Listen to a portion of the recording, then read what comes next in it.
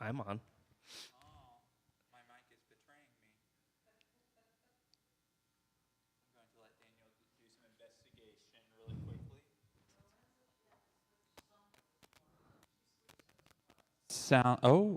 Is it the cord? Oh, crap. Let's see how this goes. All right. Well, we're welcome everyone to Woven today. We'll see how this goes. If I cut out, we might have to pause and switch chords, since that chord is becoming a little faulty. Another day. We just want to welcome everyone today. We do have a couple of announcements that we want to go over.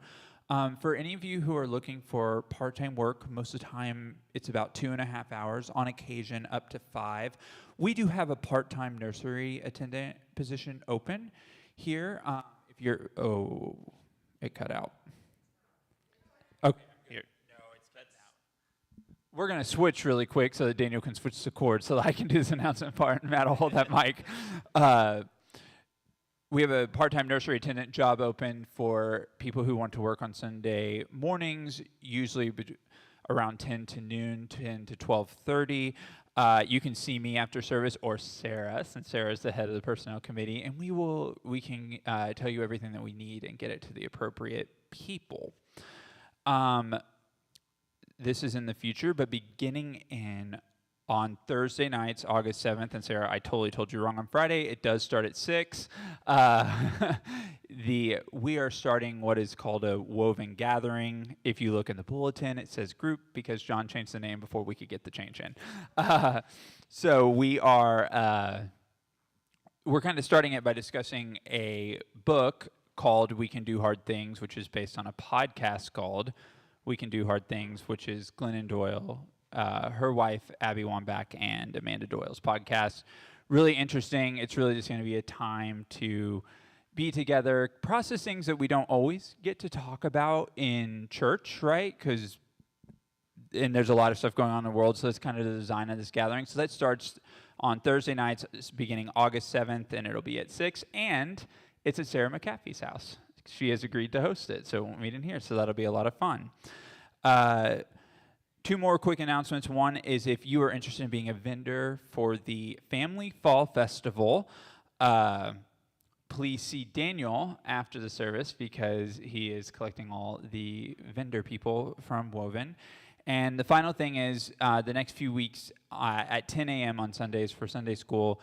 Next week, we'll be talking about some of those ever lovely clobber passages from the perspective queer and Christian. So if you're interested in discussing those, and then the 2 weeks after that, Tawana Ruler is going to talk about, I think, the Old Testament. So if you want to hear her talk, she'll be leading Sunday school the following 2 weeks. So just a special welcome to all of you, regardless of your race, your gender, your socioeconomic status, whether you believe in God or not, whatever conflicting views of the Bible you have.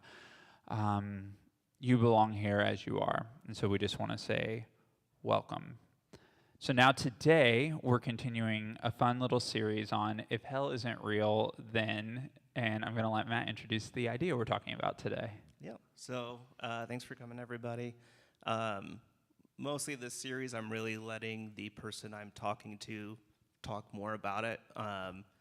I think, for me, I can really get behind easily that hell doesn't exist. Mm-hmm. But I have some questions about some other things associated with it before I can really get fully behind it. So today, we're talking about what happens to bad people. And when I was presenting some of these subjects, I knew Logan was going to have to take a week since John was out. And Logan instantly jumped at this one. So I'm sure Logan has a lot to say. I do. On this. But first off, we're going to start off with Logan. What are your thoughts about hell and your history with hell? I'm going to start with the history part first because it's more entertaining, right? So I, like any good child born in the late 80s and development years in the 90s, the conversation of hell was really rooted in my parents' way to get me in the obedience of their direction. And they were like, they never used it as a weapon, so they were really gracious in that way, but they definitely used the Santa Claus approach. Well, you better be good or you won't get Christmas presents, God really loves people, but you need to be good. And for a developmental youth, that worked really well. A little bit of early exposure to concept of devil and those things kind of messed it up. But like, I was only in a Baptist church for 1 year at 5 years old, and my grandma had to usurp my parents from allowing me to continue to go because they presented this idea that someone was out to destroy me. And grandma goes, my dad and her had an argument. Dad was like, well, you know, he's going to learn this stuff eventually. She's like, right, I'm not saying he's not going to learn it. I'm saying he can't learn it at 5 because you're not holding him, you're not cuddling him to sleep at night. Like he can't handle this. So I think, unfortunately, hell was always a bit of a trigger subject, right? Because instinctively as humans, we reflect on where we're not. And I, growing up, was a little bit of a social outcast, probably because I was queer. And I'm I'm very nerdy, and I like nerd culture. I enjoy those things a lot. The way my brain works is really different than a lot of people that, until I started listening to Ezra Klein, I didn't realize how much that would affect some of my development in school, just because the way that my brain operated was just different than things. Now, if they wanted me to regurgitate, you know, how to spell something, remember dates and names, I was good at all of that. But as far as like scientific and things, and you regurgitate that kind of information, I struggled in that way. I wasn't as forward thinking there. I had just a very different, but what if it's something else kind of brain? And I let my memory take advantage of my own, of how I operated in school. But hell is an interesting subject, right? Because you start going to church for a while, and as your brain develops, it felt like a certitude that wasn't up for debate. Because in the 90s, and I'm learning in our current Sunday school environment now, apparently for decades, because if you ask Phyllis and Jim Warren, this has been going on. That's what we grew up around in churches, right? It was very like, be right with the Lord or you're going to hell. Like that was I'm generalizing. Yeah. But that was the mentality, and it never felt good to me. And when I gave myself permission to ask the question, why if God loves people, would God separate himself from people? I really struggled with that. And then I also really struggled with, why would Jesus waste his time rebuking people in the Bible if they're hell-bound anyways? Right. Why Judas? Why show Judas everything? If Judas was some predestined person in this forbearance of a missed opportunity, right? Like that's what we were told. And I was like, that doesn't make sense, even young. Right. But then you get trapped in the obedience thing, and you're like, well, I'm being disobedient to my leaders and this church community. So the complicated answer on hell is that it's a cultural phenomenon that I think does fit in a new definition that I found from Marianne Williamson, is that hell is actually an experience of separation from love. Not a place, an experience that takes us away from God and our true selves all at the same time. It's much more psychological. It's an ego-driven mindset. It's really a place we put ourselves in. And if we think about what people go through with mental health challenges of today and how people's brains work, that makes more sense. Because for some people, what they're going through right now, they could never fathom it being worse than what it is right now. And here's the tragedy of it, and thank you, Heartstopper, for teaching me this lesson. Love isn't always a cure for mental illness. Yep.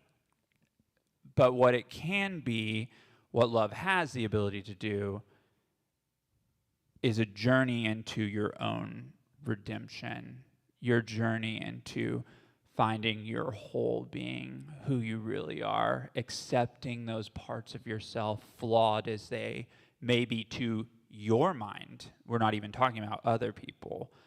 That's really where I've gotten to, is hell's kind of this ego-driven thing that society more pushes on us. And we know it happens, right? Mm-hmm. Look at the situation in Gaza. Yeah. We know. I mean, there are people going through a level of despair right now that I don't know that I could even fathom because of the privilege of where I live in proximity. Yeah. So using that sort of definition of hell, do you think that means a lot of Christians cause hell in people's lives? Sure. I do. Tragically, we had a very productive conversation. I give a lot of grace to people in these conversations because people are often subject to two big things. The culture that they're around, so the communities that they're around have a big role to play in how people behave and how they act in a thing. And then there's systems within that, whether that be government, whether that be corporate, fill in the blank. Those also play a big role in people's behaviors, right? So I often use the example, and this is kind of a funny phenomenon in 2025, but like I didn't confess I was queer in my workplace until 2018. A lot of that was just because, you know, you were kind of waiting to see post 2015, how safe is this really? How far are the repercussions going to go? Because the system of that time in our state being no fault could end my employment. Like I had to sign the paper where they're like, hey, if you die, they literally explained it to me, hey, you know, if you dye your hair a color the CEO doesn't like they can term you for that. That's what paper you're signing. We're not trying to scare you. We're just telling you the truth. This is what you're signing. And I'm like, great. Great, right? So there are these authority structures, and governments, for better and for worse, do regulations and other things that can do a lot of great good. But for certain groups of people, as we've seen in your shirt, when it comes to racism and things, do a lot of great harm. Same with queer people and rights, you know. As all of you know, I'm married, and I'm over here fretting about what they can casually strip away in my marriage, to where I basically, I forget the thinker, but there's like these 7 steps you can do to basically not have your marriage fully stripped away, and you still have the same rights, to where if something could happen, my partner and I could actually be, you know, if one of us has to be in the hospital or something. So these are things that are systems that I constantly have to worry about. And that is a version of hell, right? There's nothing worse than if something were to happen to my partner or loved one and I can't be in the hospital with them. Like that would be a version of hell for me, because you're just trapped, fretting. And so I do think that these structures play a big role at causing hell for people right now in the present. So I really don't like to think of hell as a future place we go to, as much as it is, what are the systems now that are blocking us? So in a lot of ways, it sounds like sort of bad people are behind the creation of hell. Mm-hmm. So how do you kind of define bad, evil, like that concept of a thing? How would you define it currently? Yeah. The best thing I can say here, and I want to be really honest, is that I don't have a definition of bad people in a general sense. What I think you have to do when it comes to talking about bad people is a lot more personal driven. Like, and I'm not saying I don't think like Nazis are bad. I do. But a lot of that is driven more by what individuals do to you on a personal level. Because here's the problem, right? And this just tells you where my brain space is and how weird I am. I don't know how many of you have seen the movie Tangled at some point. You know, one of my most ironic parts to me of that movie that I thought was so clever was Madame Gothel never saw herself as the bad guy until a certain moment when she says the quiet part out loud. You want me to be the bad guy? Fine, I'm the bad guy. And that was a flip in a person's mind and a decision making. And so much of this is driven by, that's a really limited worldview whenever we see people. And tragically, I'm a hurt person, so I've hurt people. I am the villain in some people's stories. That's a lived reality. You know, in my job, there have been people who I've been involved in with terminations. You never want to do it, but it's also a reality. Like, in some way, I played a role in upending someone's life. Yeah. Does that make me bad? Not necessarily. I mean, I was holding them accountable to the job. That's a structural requirement. But to them, in that moment, they don't know where the income's coming from. They don't know things. Like, I'm not a highlight of their day. Their thoughts of me are not warm. They are not fuzzy. They are rather negative, right? So bad is hard because there are things that we do that make people so unsafe, and that's on a personal level. Now, there are corporate things that are happening that are really bad. Where I've created a boundary line around that is, if you're taking away rights of people in any way, shape, or form, under whatever disguise you want to call it, that's a no-go for me. But that's my definition. And what I've learned, especially in churches, is they love to make me adopt their definition. So for me to tell this room how to interpret what bad is me being as egocentric and it could just as potentially put someone through hell. So I try not to do that, actually. I let people have to process that. What traumatizes me doesn't traumatize someone else. What hurts me doesn't hurt someone else. It's an interesting dynamic. The broader question when it comes to dealing with bad people, how do churches reckon with that? Wow, I don't know. Mm-hmm. So do you think especially the badness that you've had to experience, do you think that's inherent to our nature, or do you think it's taught? So, it can be inherent to culture, not to our nature, I would argue. Cultures have a lot of philosophies that people don't even realize they're adopting, right? There are ways of thinking that I have let down that was completely culture-driven, not even church culture-driven. Like, capitalism has a culture to it, and I'm not actually knocking capitalism as I say this, but like the nature of what levels of capitalism say is like, the harder the work, the more you can gain, right? There is a definition in that, right? And so then if you don't feel like you're gaining in that system, you feel less than or like a loser, or like you don't measure up, or you haven't fit in this. And I've always kind of felt in that system like I've been behind the 8 ball. Like, reality is that's probably not true. So there's also perception in that. Church culture is tricky because of the root of tradition in it. And I think tradition and ritual can actually be really good things if you reckon with the harm they can cause.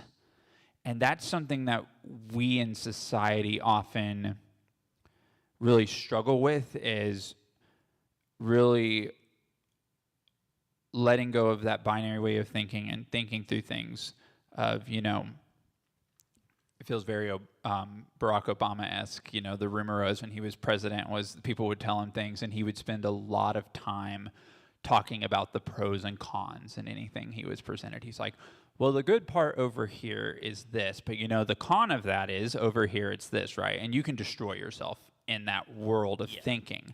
And so that's why part of the fun of this conversation, why I wanted to take it on, is this isn't easy, and when you jump into like the heaven piece of this, right?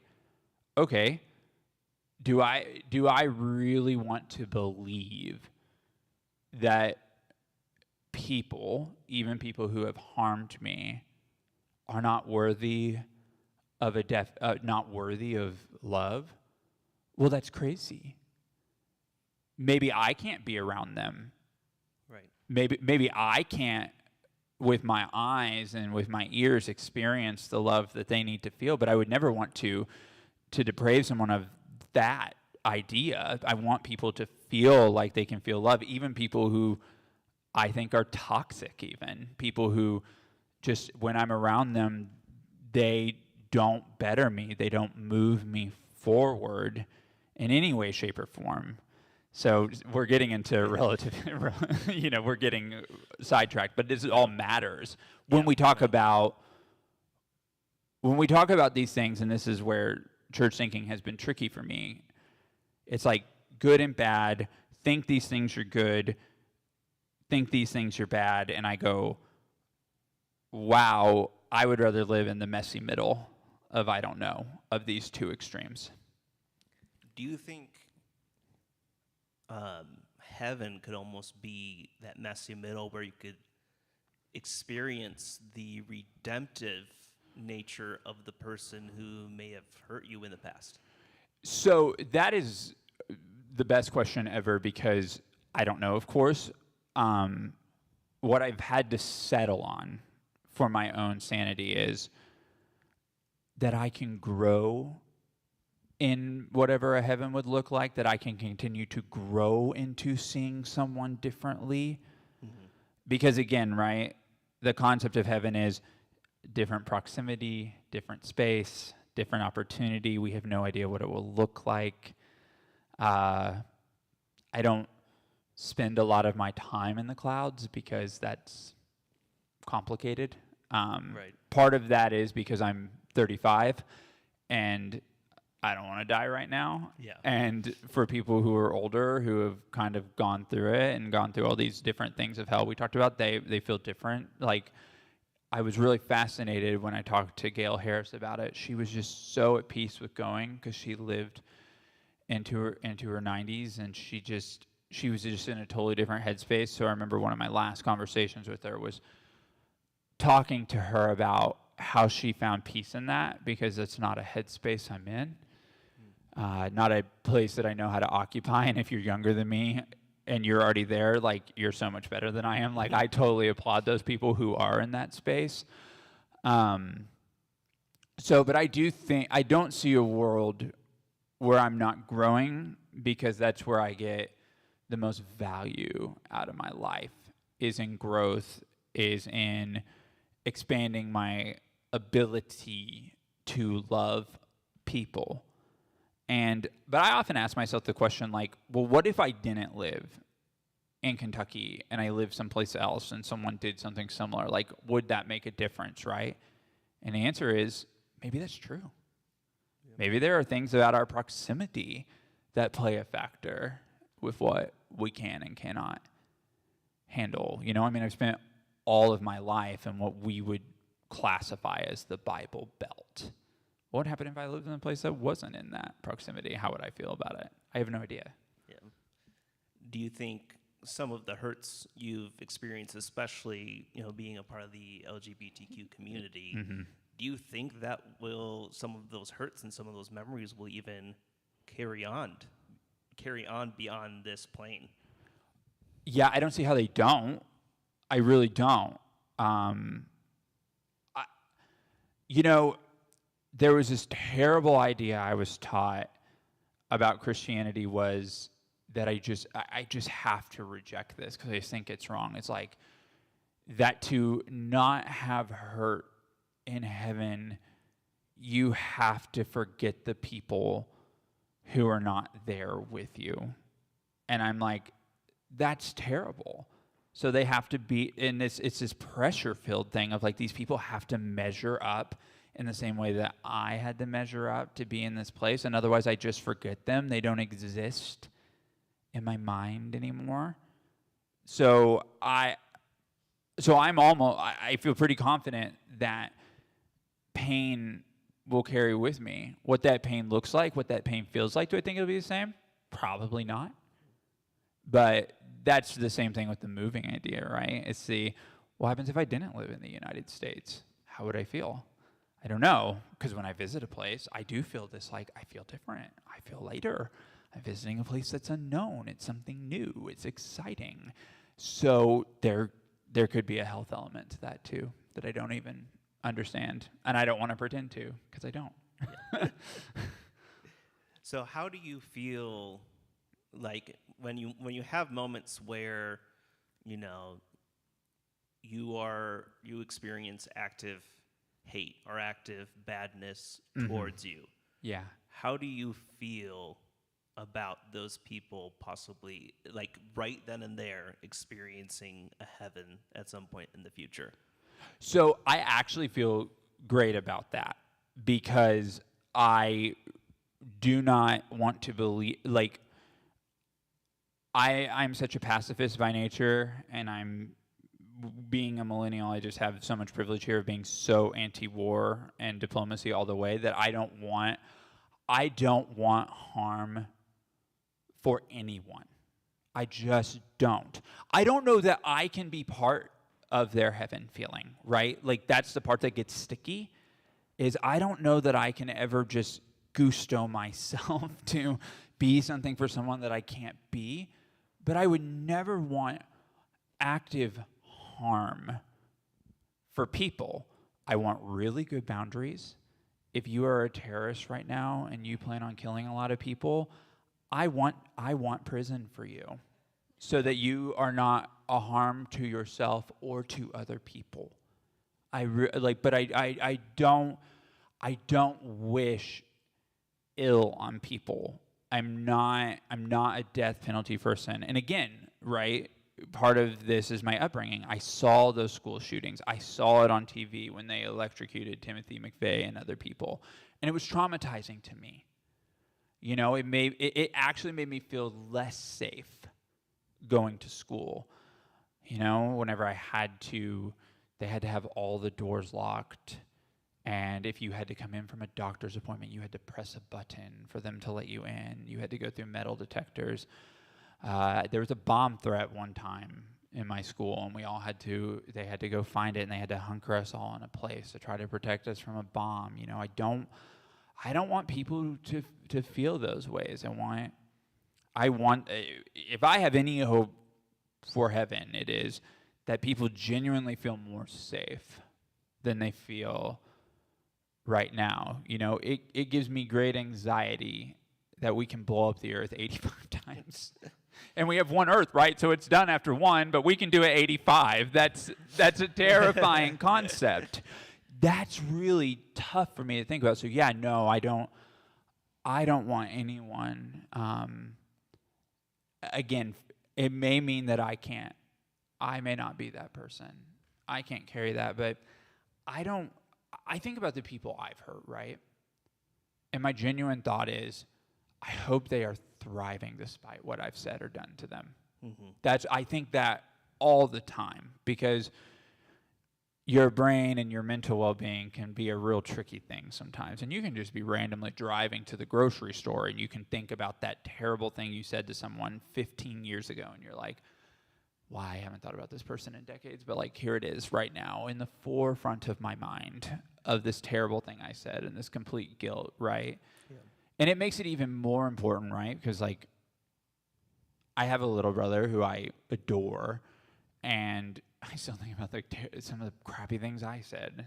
Welcome to being an older sibling. Like, all you think about is all the terrible things you say to your siblings. And so, no, I just can't. I can't go there. I've always wanted what's best for people. I've really always struggled with my justification for it, and this just feels so gross right now, is like, well, these people didn't pick God. God always picked them, because I didn't believe in a once saved, always saved, any kind of that system. Yeah. I believed that people always had agency, that God wasn't a grand puppeteer or anything. That theology didn't fit me very well. Just because those verses caused people such damage that when they would make a mistake, they just thought they were hellbound. So I know I'm going to end up talking with John about this kind of towards the end of the series, but I wanted to know, especially from your perspective, what do you think is the point of being a Christian then if there's no hell?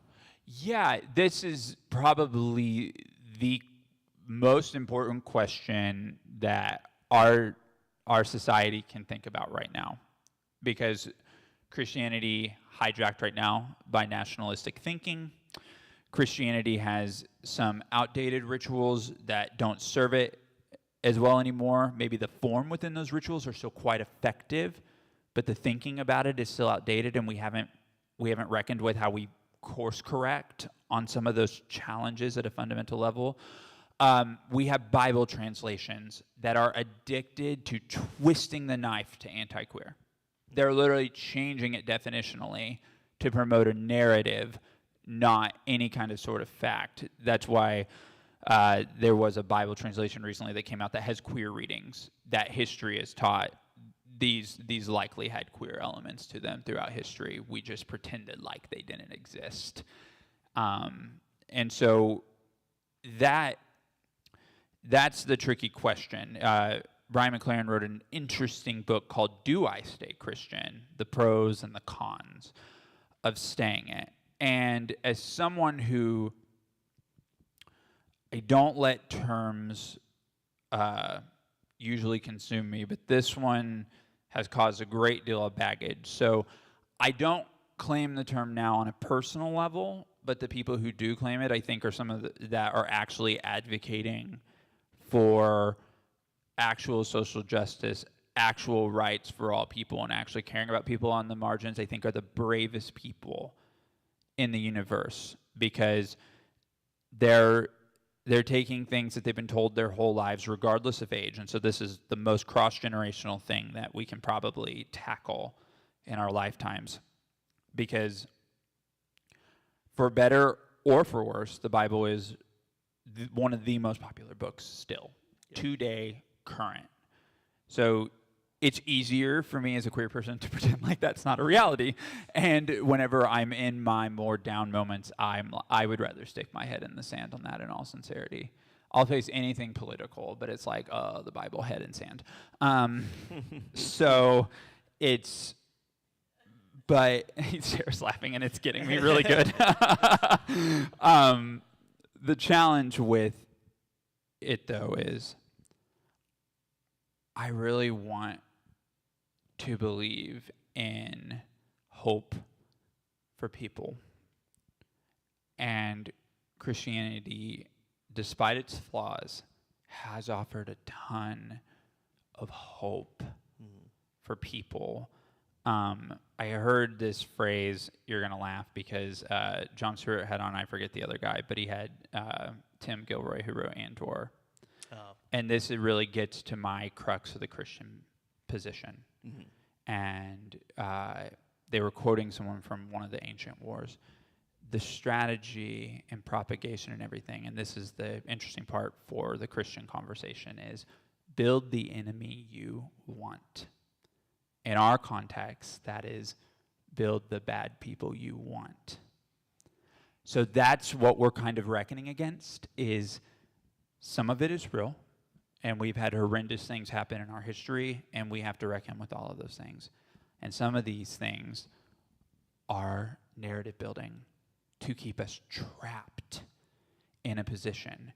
And so my encouragement to Christian people is resist that temptation to build that narrative. Don't make it you versus someone else. That really screws up fundamental Christian themes, and I'll answer that I don't know what to do with this, right? Because I want to be in a space that's inclusive for all people. But there's so much narrative right now, and the thoughts and the views of people are so far apart. What do you do? How do you build inclusivity in a real love category, a love that's actually who you are, is wholeheartedly worthy of belonging here, wherever your headspace is? How do you do that with the divides we have now, with people that are building narratives, right? It's interesting. Churches have been doing it for decades. I joke about my time at Asbury, and this parallel with yours because we didn't overlap, but it was still there when you were there. Yeah. We fought over the words we sang in songs. That was my entire college education, was we had to debate the words we sang in a song. In hindsight, and I was actively involved in those fights. How dumb. In hindsight, that's terrible. But that's what happened. I mean, even people who I disagree with theologically on everything said that has caused the church so much great damage. Now imagine now with this marriage to systems, not just political systems, but corporate systems that are driving us farther, right? How do we resist that? So my best encouragement of why we stay Christian is there's so much about the words that Jesus spoke, and I'll give people, you are allowed to have your questions about Jesus and his role. If you believe Jesus died for your sins and did all of that, great. If you can only do Jesus as a mystic, great, because it still applies to you. Regardless of where you're at on that conversation, he advocated for people on the margins. Mm-hmm. Always. And if we can find our way in Lexington, Kentucky, whatever our margin looks like to do that, I think that's a reason to be a part of a Christian community, regardless of whether you can claim the word or not. That's my argument for Christianity. Very nice. Yeah.